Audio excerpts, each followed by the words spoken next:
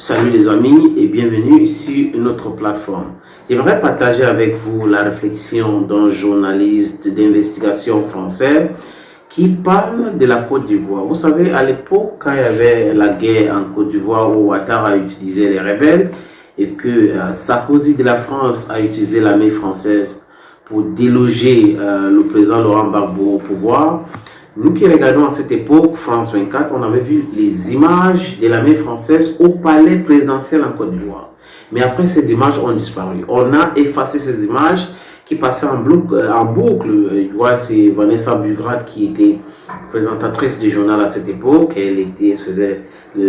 C'était avec un plaisir inouï, selon les images qu'on voyait, qu'elle présentait la situation, en Côte d'Ivoire. Aujourd'hui, le journaliste Antoine Glaser dit clairement que c'est l'armée française qui a délogé le président Laurent Gbagbo du pouvoir pour mettre le valet de la France, Alassane Dramane Ouattara, au pouvoir en Côte d'Ivoire. Donc vous comprenez que l'histoire donne toujours raison à ceux qui disent la vérité. Et aujourd'hui, c'est un Français qui vous dit, un journaliste d'investigation très introduit, qui vous dit clairement sur un plateau en Europe que c'est l'armée française qui a délogé le président Laurent Gbagbo du pouvoir.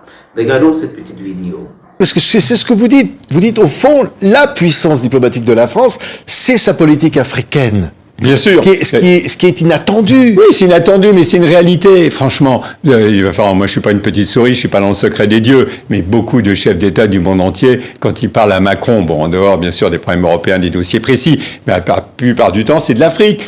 Parce qu'à chaque fois, quand il y a des problèmes, on va demander à la France. Et qu'est-ce qu'il faut faire dans ce pays? Qu'est-ce qu'il faut faire dans cette ancienne colonie, comme au Tchad ou ailleurs? Ils demandent à la France.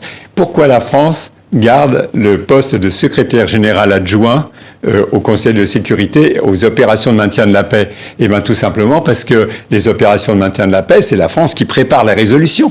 Quand il y a les résolutions sur la Côte d'Ivoire, quand la France a finalement, l'armée française a sorti Laurent Gbagbo, tout ça, c'est des résolutions avalisées par les Nations Unies parce que c'est la France qui propose les résolutions. Oui.